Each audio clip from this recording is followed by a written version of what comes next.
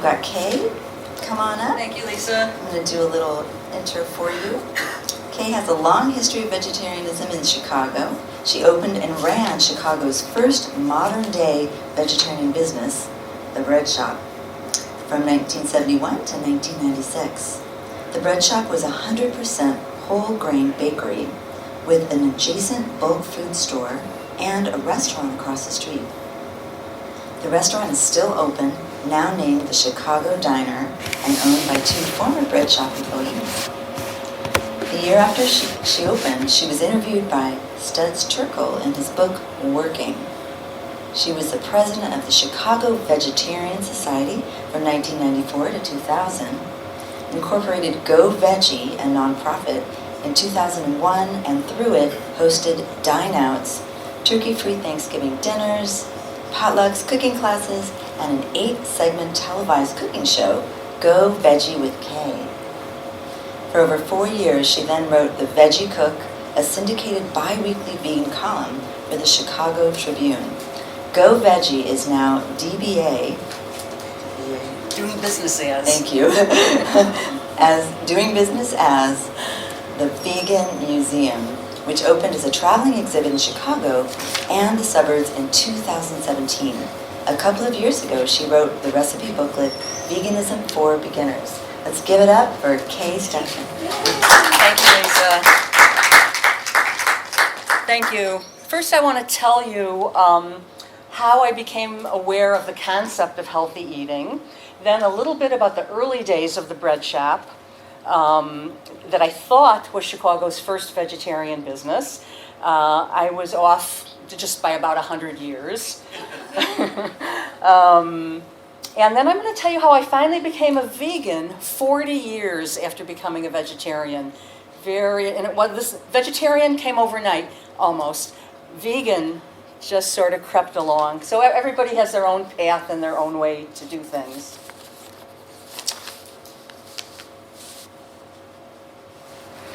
So I graduated from college, I had a degree in education, I moved out to Berkeley for a couple of years, and one day my roommate was gone, I had nothing to do, and I just started leafing through her books, and I came across, how's my sound, by the way? Is it all right? I came across the James Bond book, Thunderball, and maybe page 8 or 9, if it had been page 89, who knows, I might not be a vegetarian even today because I didn't like the book that much. But about page 8 or 9, Bond's boss M had a very serious talk with him. Bond was run down, he wasn't sleeping at night, he was getting colds, he just was not in good shape. And M insisted that he go to a health farm. And on this health farm, I don't remember if it was vegetarian or not, but it was organic and lots of vegetables. And I don't know why, this just struck something in me. I thought, I was all of 20, 21 years old, but I thought I knew everything about health. My parents taught me that if anything hurts, you go to the doctor, and you do exactly what he tells you, and that's how you stay healthy. And so this was like a whole new way of looking at things. And the next day I went to the library. I came home with 2 armloads of books. And I started reading. Most of the books I didn't relate to. But there was one Adele Davis book that I just loved. It might have been called Let's Eat Right to Keep Fit. She was not a vegetarian. In fact, she had me eating liver for breakfast, liver for dinner, remember that? But I started eating, but what she said made sense, and I started eating organically, eating more fruits and vegetables, and that was the beginning. I sort of carried on like that for 4 or 5 years. But I kept up my reading, and so it must have been, so I also read some things about the environment. Can't think of her name right now. I remember a woman writing an environmental book. Before that, I read something about the animal, so things were sort of clicking inside of me without me being consciously aware of it.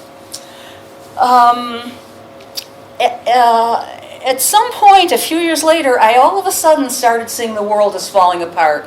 I thought people were very, very sick, and that we really needed to make some changes. And I realized, or at least I thought, that the most important thing we could do was be completely honest. That we were going to need to band together and work together and to restructure our world. And at that time I thought, well, maybe I told a lie every week or two, but whatever it was, I was going to stop. But once I focused on this, I realized I was actually telling a lie every single day, sometimes more than once a day. And it really surprised me. I'm sure I became insufferable because not only did I start telling the truth, I would tell the whole truth, the entire truth. But that changed for me. A few years later, I loosened up, and a little further on, I'm going to tell you what loosened me up a little bit. I was going along like this and following Adele Davis, and one day, again, without it being conscious, I realized I haven't eaten meat in over a week. That's it. I'm not going to eat it again. And with just one exception, which I told you about, Chris, on our way here, with just one exception, I did not eat meat again. So at that time, I was working as a waitress, and I got attached to some of my customers. Some of them were very nice, and I got to know them, and I liked them. And I started feeling increasingly guilty. Here I was, like I said, I wasn't yet a vegetarian, but here I was, organic, and I was feeding them hot dogs and hamburgers. It was just like a little joint I was working in. And I just felt really bad, and I thought, I've got to do something about this thing that I believe in so much. There was nowhere in Chicago you could get decent bread. That's still the case. There's a couple in the big food stores you can get. So I decided I'm going to make bread. I'd learned how to make bread from Adele Davis's cookbook. I thought, I'm going to make bread and I'm going to sell it in Lincoln Park. So I went to the store and I bought all the ingredients, maybe for 20 loaves, and I made the bread and kneaded it, and it rose, and put it in pans. I go to put it in the oven. This is how much I would think in advance. I open the oven door. There's not enough room for all the loaves that I had. So I thought, oh gosh, I'm going to have to get a storefront. And that was, I never did sell those loaves in Lincoln Park, but that was the beginning. Within a year, I had opened the bread shop. I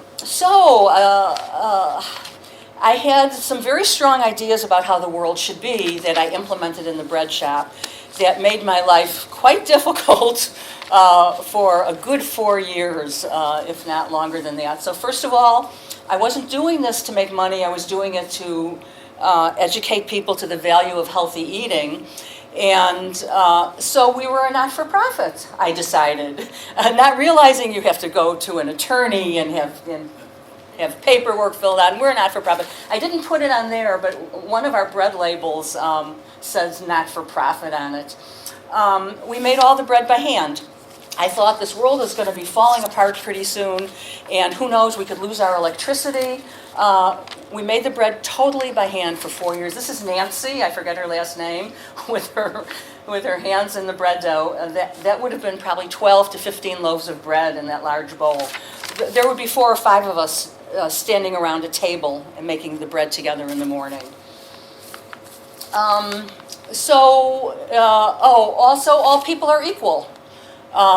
So we had no boss at the bread shop. We would make all our decisions, we would make group decisions. So we would have these horrible, unending meetings where we would make like the worst possible decisions. And that's what we did.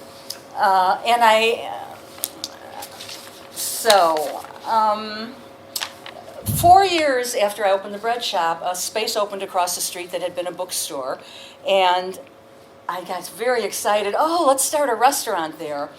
And, I had already had the store next door to us open, so we did a bulk food store and the bakery, and then across the street a store opened. But I knew I couldn't leave the bread shop to help out in the restaurant because one day somebody would leave salt out of the bread. Another day it wouldn't rise well. And my eyes really had to be everywhere for us to have a thriving business. And I just really didn't know what to do. I went back and forth for several weeks. Let's do the restaurant. No. So to do the restaurant, I had to buy a mixer, a Hobart floor mixer, and have one person who's good at bread making be in charge of all the bread. But that was like going against my core beliefs. And what's amazing to me, looking back on it, is that I knew it didn't work without a boss, because I had to be there to make sure everything was okay, even though I didn't call myself the person in charge. And yet I convinced myself otherwise. It was really weird. So what happened was I made a conscious decision to sell out. Okay, I'm just going to have to sell out because we've got to have this restaurant. And I chose this guy, Sam, to be in charge of the bread. And I remember the first day that the restaurant opened. It took a couple months, of course, to open. The first day I was at the restaurant helping with the cooking, came back across the street to the bread shop, and was just amazed at this gorgeous array of bread that Sam had done, which I knew inside that he was great at it. And so now I very slowly started on the path toward realism, toward seeing things differently. I'll just tell you one more story, well, two more. So about my lying and being honest. So one day I'm balancing the checkbook. The statement came in. We were in Belmont National Bank, which is torn down now. It was on Clark and Belmont. And I had my personal account, I had the bread shop account. They made a mistake, I thought, with the bread shop account. And they gave us, it was under $1 too much. We owed them, I don't know, 63 cents or something.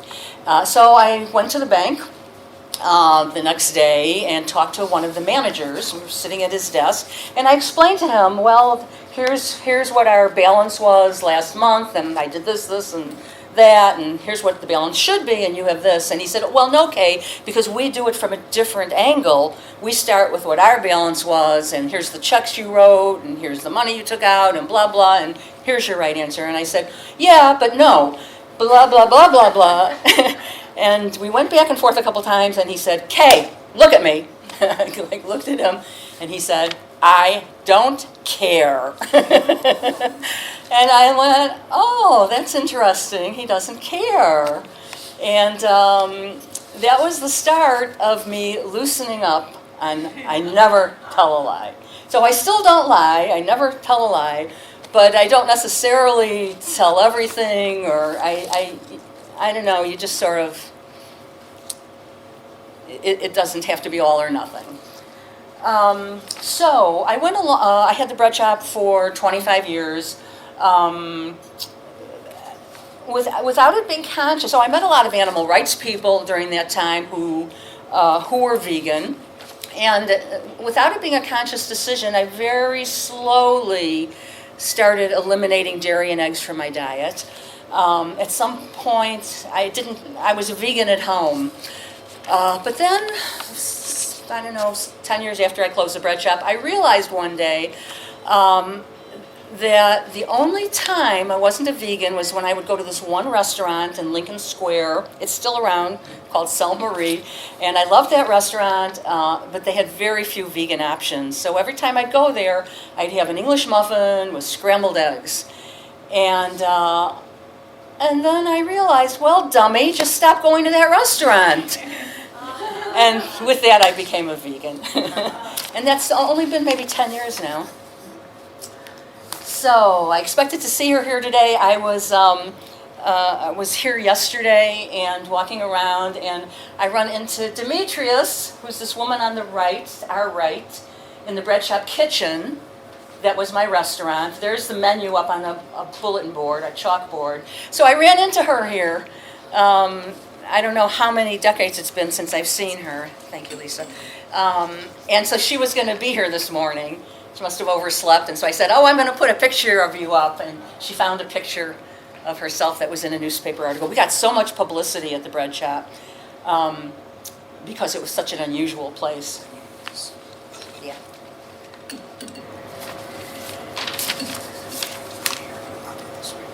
I'm sorry, say it again. Don't cover the screen. Oh, thank you. So I'm going to tell you why I started the museum, how it happened. It is a traveling exhibit, by the way. It was about 8 years ago, I was asked to speak at the Heartland radio show about Chicago's vegetarian history. The show is called Live at the Heartland. It's still going today. So I was asked to speak about Chicago's vegetarian history, which I thought I had started. The show went very well. And afterwards, I began to get requests asking me to speak at other organizations. And so I did a little research. When I closed the bread shop, I didn't yet have a computer. So now I did a little research on the computer. I thought, oh, maybe there's 1 or 2 tidbits of history that, that I don't know about. So I went online, and I was really astonished. I was dumbstruck at Chicago's vegetarian history, that in all those years, 50 years, 40 years, I had not heard a thing about. It evidently came to a halt in the early to mid 1900s, probably because of the 2 world wars and the Great Depression. But I was really surprised to find that Chicago's vegetarian history went back to the late 1800s. Our country's vegetarian history started in the early 1800s when the first vegetarian people came here from England. Where did the English learn about it? Probably from India. But in the late 1800s, we had the World's Fair here in Chicago. It was called the Columbian Exposition. It hosted a large vegetarian display, and vegetarians came from all over the world to see and be part of this display. Soon after, the epicenter of vegetarianism in this country moved from the East Coast to Chicago. I realized that if I knew nothing about our history, neither did most anybody else. And knowing you have a history is very, very important. If my contemporaries didn't know about our history, certainly young people didn't know. Youth is the largest segment of veganism. It is growing the fastest. It's also, of course, our entire future. And they need to know that they have the wisdom and the support and the resources of those who came before. And we can learn from the mistakes of the past and not have to repeat them. I believe that us knowing our history will make our great movement even stronger. And we don't want our restarted history to be told in some far-off future by some unknown museum custodians. We need to tell it now, today, while the modern pioneers are still here to set our story straight, motivating many others to become vegan. And I am hoping that our traveling exhibit will evolve into a brick and mortar location, that we're able to rent a location. We were like just going straight uphill for our first 3 years, and then COVID hit. So we're just sort of restarting in a way.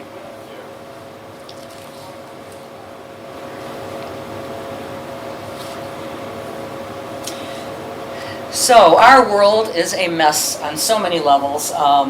We have great epidemics. We have great epidemics of sickness and suffering, including several food-related health plagues: heart disease, stroke, certain cancers, diabetes. We have waves of crime, erratic, unpredictable weather patterns that I think are going to get worse and worse, air, water, and soil degradation. We have massive extinctions of a variety of plant and animal life, and we could easily have another world war. We seem to be in the middle of the 6th great extinction on the planet, affecting both plant and animal life. My favorite book on this topic, there's been several books written. My favorite was written by Richard Leakey about 30 years ago. And although I've been seeing this since 1970, I just had this feeling the 6th extinction has definitely picked up speed and intensity in the past few years. This is how I feel. This is how I see things. I believe that we need, yes? Do you know the name of the book? I'm sorry, but I don't. I'll give you my email address and I'll send. Probably just on Amazon. It's Richard Leakey, Leakey, I think, and it might be called the Sixth Great Extinction. You could email me, you could email our website, and I would be glad to send it to you.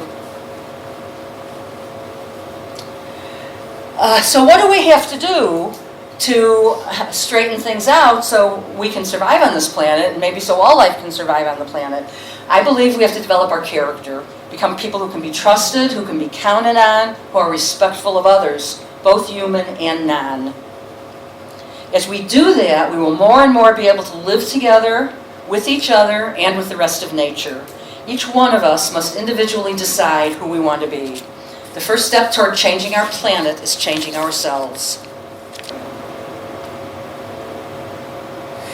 So my view of the future doesn't seem to be very uplifting, but it is what motivates me to work so hard for veganism. We are not going to have a future if we keep going down this path. Our problems are not going to go away by themselves, and neither will epidemics or pandemics. We will continue to experience massive health problems until we are able to come together to make changes to save our planet. Leading us to the big question: how are we going to be able to work together harmoniously to change what must be changed so that human life and well-being continues on our great planet? The answer: as a social species, we cannot survive independently of each other. Along with changing the way we eat, the way we live, and the way we relate to the rest of life, we also need to change the way we interact with each other.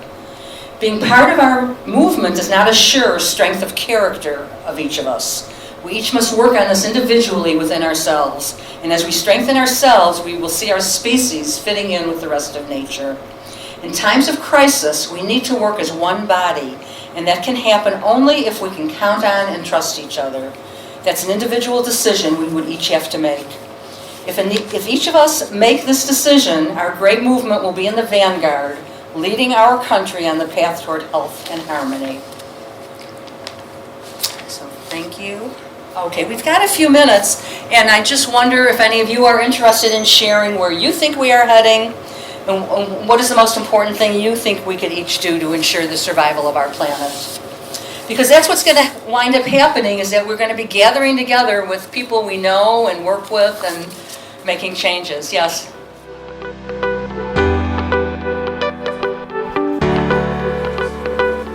That's a great question.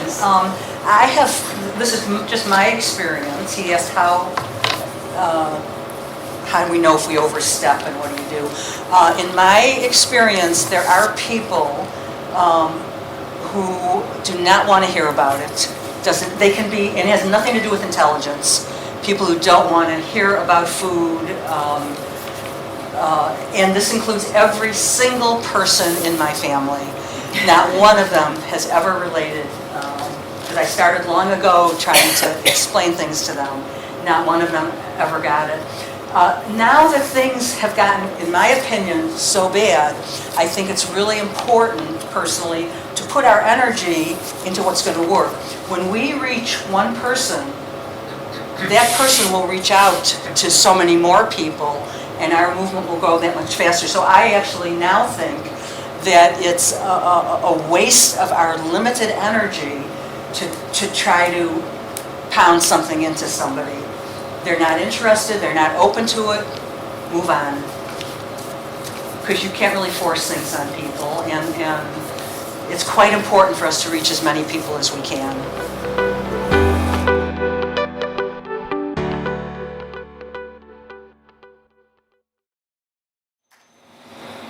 So I am going to give you my view of the nature of God. I have never before expressed this publicly, but a parliament on religion seemed like the perfect place to do this. I grew up, just from my background, I grew up in a non-observant Jewish household, and during my teens, I gave up on God altogether. Then I started seeing life and God in a new way. Our great environmental movement is teaching us that all life is one. When we cut down too many trees, then we don't have enough oxygen to breathe. When we pollute our lakes, then we don't have the life-giving water. When we destroy all insects that are feeding on our crops, then our food is laden with the cancer-causing chemicals. When we remove dozens of nutrients from our grains, add back 7, and then call the bread enriched, we suffer the health consequences. All forms of life depend on each other. We are not separate and individual, but part of one interconnected whole. There is actually only one life in the universe. Not theoretically, but actually. This one life we have named God. God is so complex that we cannot begin to understand it. No more than an ant can understand a human. We can't see God, no more than an ant can see a human. We can only, rarely, and in our quietest moments, sense the shadow of God, as the ant can perhaps sometimes sense our shadow. We can only think of God in metaphor, a metaphor being something symbolic of something else. It is not literally true, but helps explain the idea. All of our religions are from 1300 to over 4,000 years old. Think about how much our species has changed in all of those years, and yet our metaphors for God have remained the same. When the creators of the Hebrew Bible came up with the metaphor of God as a ferocious yet loving, white-bearded patriarch sitting on his throne up in heaven, we were a tribal people. We had no computers, no airplanes, no electricity, no understanding of anything outside our own small tribes. We probably didn't even grasp that our notion of God was a metaphor. In order to better understand the concept, we now need a new metaphor for God. When many of us stop believing in the old, outdated metaphors, rather than come up with a new one, we simply threw away the baby with the bathwater and declared, God is dead. We simply need a new metaphor that reflects the greater complexity of our species, our deeper understandings. And I believe that our great environmental vegan movement is providing us with one. If all life is dependent on all other life for its very survival, if we cannot live independently from each other, the trees, the water, the air, the insects, the other species, then we are not separate from each other. We are each a part of the whole. To a tiny creature, our hands and our feet might appear to be separate from separate creatures. They're far apart, they have different functions, they look different, but we know that our hands and our feet are each a part of our whole. And we know that our whole is greater than the sum of its parts. Our brain guides us. In the same way, although we are too tiny to see and comprehend the whole of the universe, through our understanding of ecology, we can begin to recognize that we are all connected, that all life is connected. Our new metaphor: each piece of life, each species, each individual, each plant, fish, cat, gnat, is a cell in the body of God. And the whole being greater than the sum of its parts, this body has a brain that guides us. Although each of us appears to be separate and independent of each other, in God we are all one. There is but one life in the universe. We have named it God. I have found only one way, and I'm so glad that I found one. I have found only one way that I look on life on earth that shows me God, that is not a metaphor. It's a direct observation. Life is born or grows out of other life. So this is the actuality of what we live in. Life is born or grows out of other life. When it reaches the end of its life, it returns to the earth as part of the soil. From that soil, new life forms. This process is not just a metaphor, it's a reality that we witness. Life nourishes other life, undergoes growth and decline, and then integrates back into the larger cycle of life. This cycle could be imagined as a single entity continually dissolving and reshaping into different expressions of life. The notion that we are all part of one whole is all around us. Is this whole greater than the sum of its parts? Does this whole have a mind of its own? If yes, that is the definition of God.